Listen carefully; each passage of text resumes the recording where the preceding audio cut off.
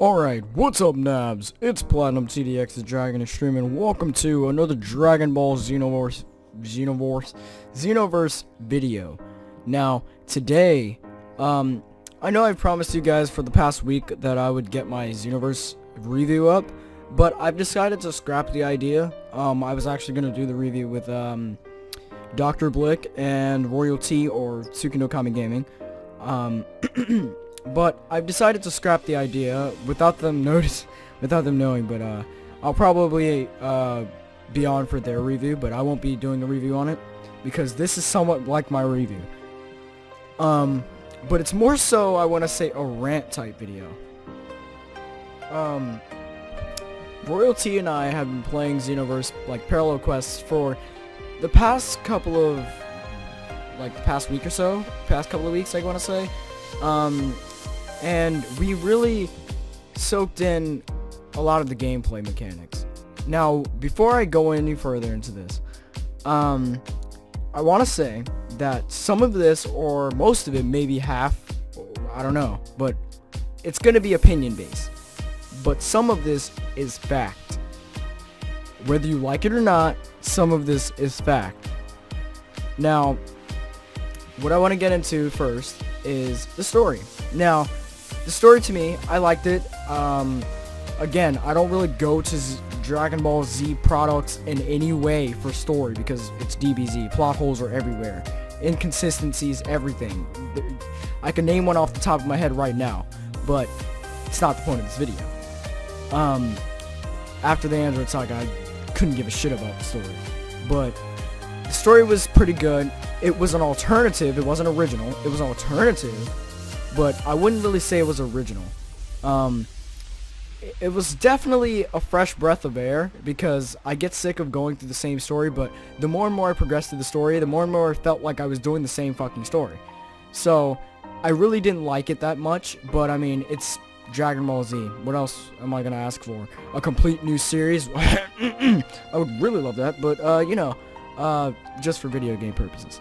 But, moving on. Story, blah. Gameplay. Now,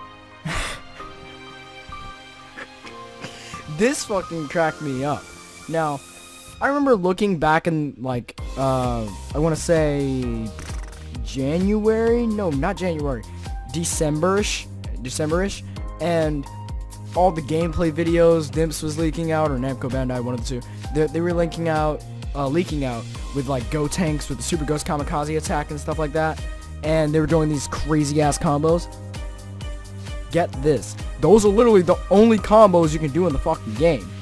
Alright, so you can link together your combos, sure. But those are the only combos in the game. There's literally about like 6 combos on the game.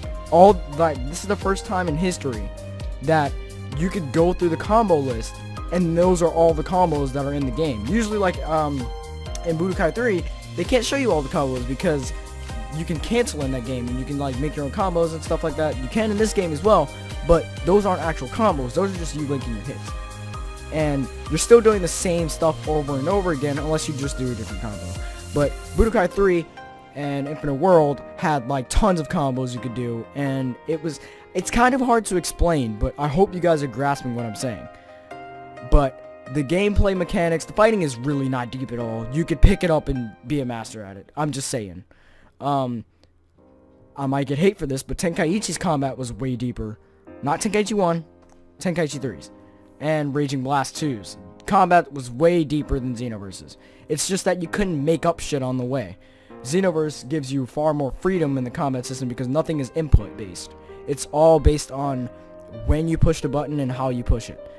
So, that's gameplay. I like the gameplay personally. I think they can improve on it by adding more combo links, but other than that, the gameplay is pretty solid. Pretty cool. Roster. Now, this is where shit gets rocky. The roster in this game is the saddest thing I've seen in a Dragon Ball Z game for a long time, excluding Battle of Z. But this roster is really sad. Like, it's extremely sad. It's better than Ultimate Tenkaichi's, but it's really sad. The roster in this game, the way they marketed this game was very unprofessional of them, I would say, because it really set itself apart. Like if you were looking at the old trailers and such, you would think this game was gonna be legendary. Like, you would think this game would be 10 out of 10 would play again. But it's not. The roster in this game, they promised a robust roster. We got one of the saddest rosters in a DBZ game yet. Now, take out the GT characters. Who are you gonna play as? Goku? That's all you have. A pool? His 3 variations or whatever they are?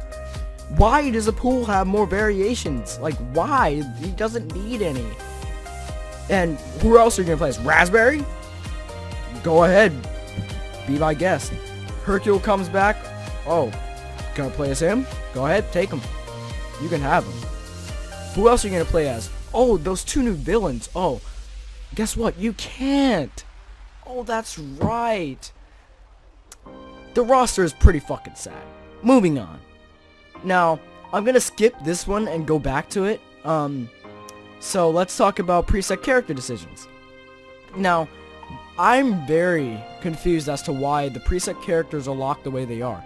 Now, in past Dimps games, Burst Limit 2, yeah, but it was pretty limited. But Burst Limit 2, you could change your preset characters' movesets, like Goku's. You know how he has all those, like, 90 different costumes? He literally has over 9,000 costumes. And you would think, oh, I can play with Battle Damage Goku and slap Super Saiyan on him and, you know, give him Kamehameha boost, maybe crack some Kaioken on it. No, you fucking can't. You're stuck with that moveset, and you have to change to a Goku with a full clothed, you have to change to a full clothed Goku, that sounds gay as fuck, but you have to change to a full clothed Goku to get any other moveset. Like, if you want Kamehameha boost, you have to play as the weakest Goku. It doesn't matter if you're level 80 or not. If you're playing against another level 80, he's gonna wreck your shit because that Goku's weak as fuck. But you want to play as Kamehameha, play with Kamehameha boost, and it's not gonna work because you're gonna be weak as fuck. The preset characters, like, why are... Okay, so Yardrat Goku's outfit is in the game, but Goku doesn't have Yardrat outfit. Why? That's the costume he came back in, and don't want to say fought Trunks, because it wasn't really a fight, it was more so just sparring, but that's the costume he came back in and sparred with Trunks with. And it really wasn't even sparring, actually, it was just him waving his finger around. But still, it was an iconic costume, and people liked playing as it in all the other games. But Dimps has never included this in a game, so I wasn't really looking forward to it. Well, I gotta admit, I was looking forward to it. But it wasn't very... It was just itching that the costume was in the game, but you couldn't equip it to Goku. Same with Gohan's high school uniform. And same with, Gohan's, fucking... Elder Kai uniform. Why can't we use those? It's really stupid. So, the preset characters... Like, why are the clothes... not cosmetic? Like, that's what you wear clothes for, to look cool. No one wants to be a shirtless Goku and only be a shirtless Goku to go Super Saiyan. I don't think there's any other variation of Goku that has Super Saiyan. They're all Super Saiyan 2 and 3s, other than 1. And it's fucking sad. So, I'm done with that topic. Destruction. Now, this is a touchy subject for a lot of people, and I could see this is one of those opinionated ones where it's just my personal preference. The destruction in this game is honestly really sad. It's pretty fucking atrocious. And when you, like, okay, create a scenario. Alright. You're in a heated battle. You just got finished a blow exchange. You guys are backing up, powering up. You guys are about to go in for another round. The other person runs out of stamina. You knock him to the ground and fire a Kamehameha. Perfect Kamehameha. And it creates this giant crater in the ground. And then you go to descend thinking you're going to land on the destroyed ground. It replenishes underneath your feet. And you're just mind boggled by the fact that ground just repaired itself. And you're like, and then you get giant stormed in the face. Next scenario. You're looking away, and you're powering up, and the other person's across the map, and you just knocked them away. So, you fire a Final Flash and the ground literally parts like Moses did it. And you look down and the ground replenishes itself along with everything that you destroyed. What? It's sad. Like, if you're gonna do it that way, don't do it at all. It looks really disgusting. Like, to see ground replenish itself, that's a sign that's really a bad sign of development right there. Like, you don't want destruction. You can't say, oh, we have live destruction in a video game. Did I mention it repairs itself? No, you didn't. Because I bought the game and it replenishes itself. And it's fucking sad. Like, what game do you know introduces that kind of feature? None. Because people are professional about what they do. They think of good things. Moving on. Locked create a character DLC. This is very dumb. Now, I know that you guys are going to say, oh, they're just going to release it as DLC. Maybe it's not finished. No, Sergio data mined the whole damn thing, and you can literally create Gogeta. You can create Gogeta. It won't be perfect Gogeta with his hairstyle and everything, but you can create a Gogeta-based person, make him go Super Saiyan, or put the Super Saiyan wig on him. Again, not the exact hairstyle, but you can create a Gogeta. But, oh wait, it's not the full game. It's locked DLC. Oh, we can wear Super 17's outfit? Locked DLC. Oh, we can wear Elder Kai Gohan's clothes? Locked DLC. It's that kind of shit that gets them in deep trouble. Now, if you're just gonna lock it, why just don't put it on the disc? Save it in one of your little server file thingy-mabobbers. Don't put it on a disc for hackers to find like this. That way you get bad recognition from the community. It's really lackluster and it's unacceptable. Moving on. Sketchy shit. Now, this ties in with almost all of the things right here. Basically, sketchy shit means sketchy shit. And sketchy shit is when they mention... Okay. One of my friends told me that if you play as an Arcosian and you train under Goku, he mentions Cooler. Indirectly. So he says something along the lines, you're probably as powerful as Frieza and his brother, or something like that. And he mentions his brother. And it's really, I'm like, what? And all the people in the game that play the game are probably like, who are new to DBZ, they're gonna be like, who's his brother? Frieza has a brother? All the 9-year-olds are gonna be like, oh, Frieza has a brother? Frieza has a brother? Who's his brother? They're gonna Google that shit and find out it's Cooler. They're gonna find out he's been in almost every DBZ game for the past 10 years. It's sad. Another one, Deborah. Wow. And this really got me because the DBZ Facebook page, the Dragon Ball Z video games Facebook page, they posted like this little, not a meme, but like a picture, and it had Toa, and they said, did you know that Toa is Deborah's little sister? And I wanted to respond, and I did on Twitter, but indirectly. I said, did you know they're both not fucking playable in the game? Deborah not being in the game at all. And it's dumb.